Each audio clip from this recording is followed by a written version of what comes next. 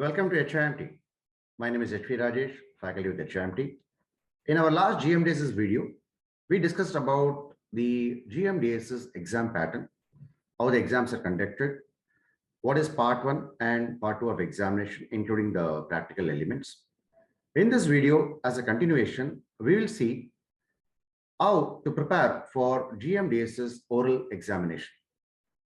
This video would be a guide for preparing for GMDSS oral exam.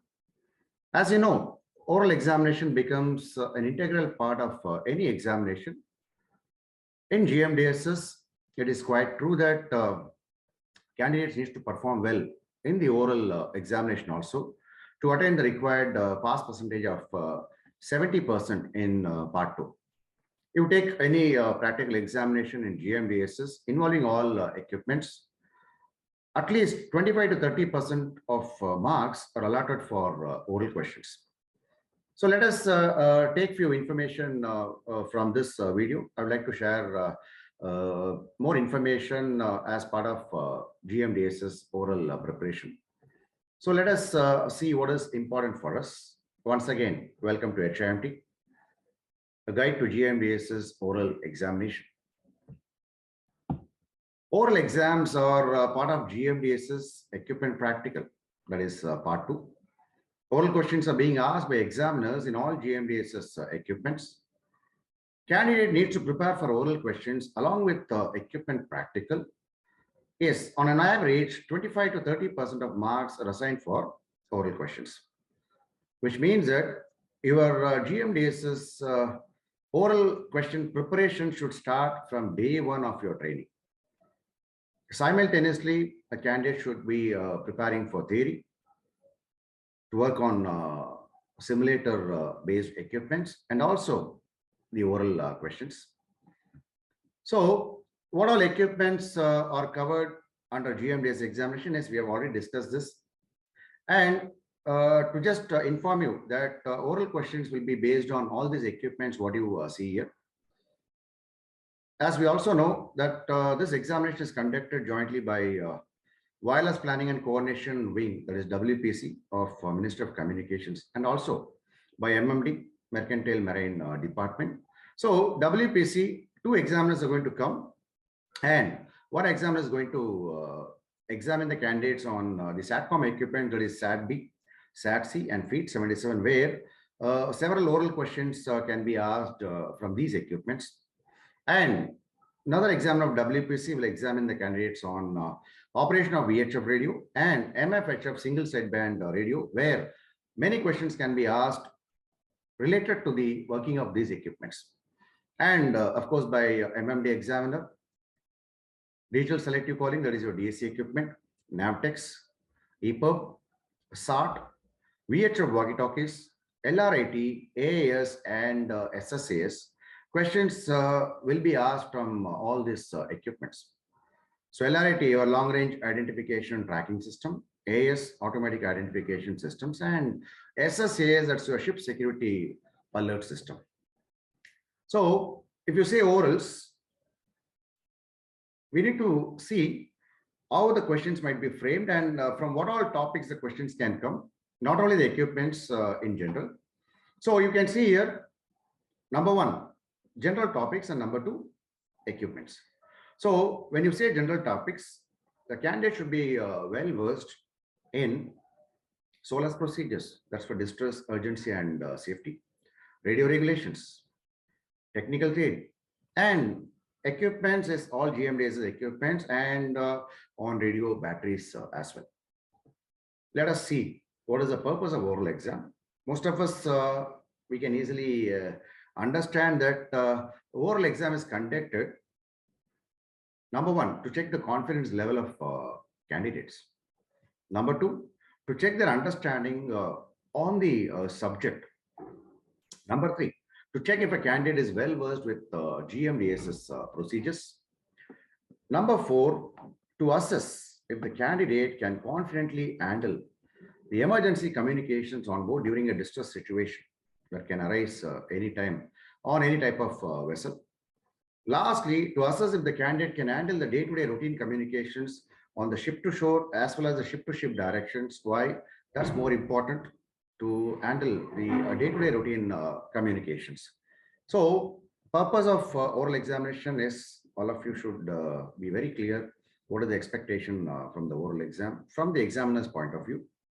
So, how to prepare for oral exam and what all topics we are going to be seeing in a detailed way to prepare for oral exams.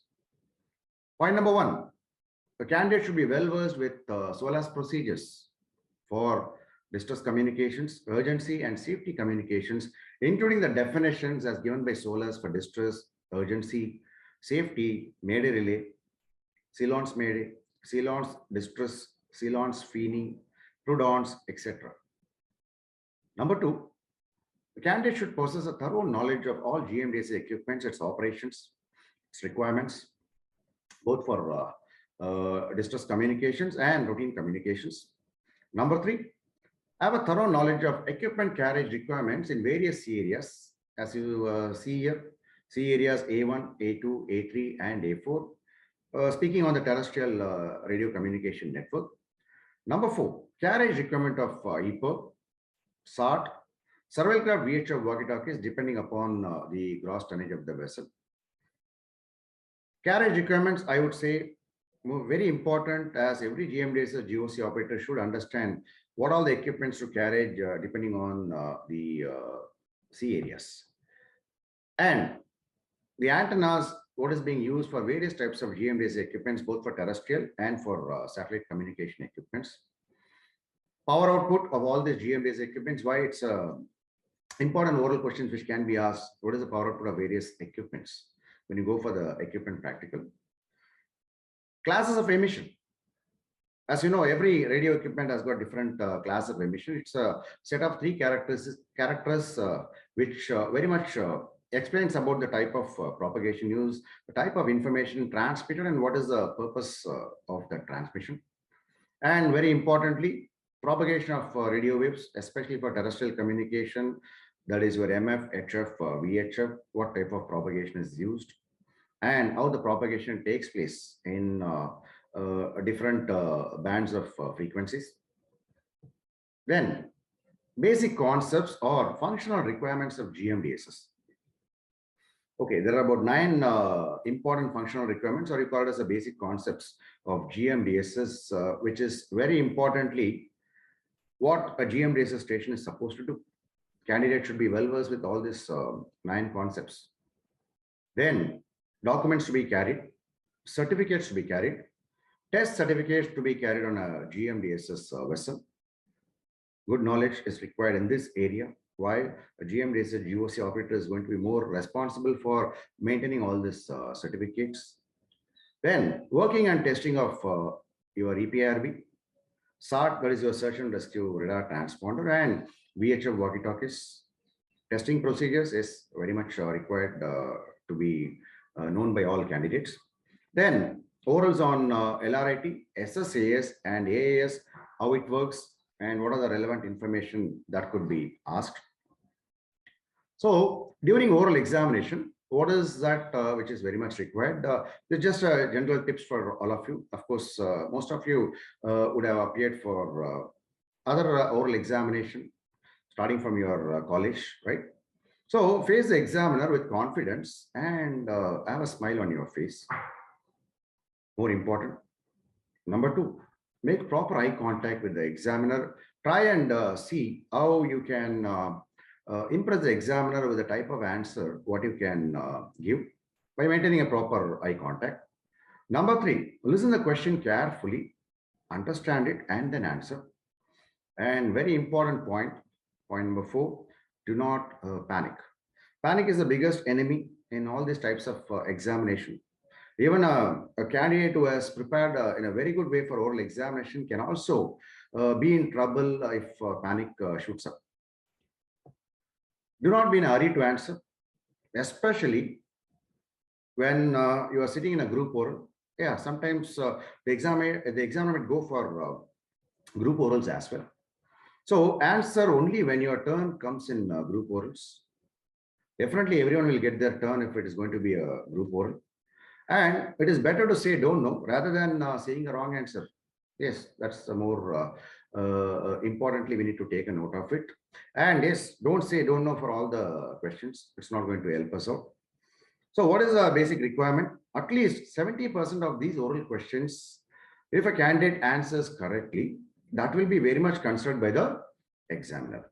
See, nobody would expect you to answer all the questions being asked in orals. Quite not possible in most of the ways. So what is our main aim? Try and get maximum questions giving the correct answer.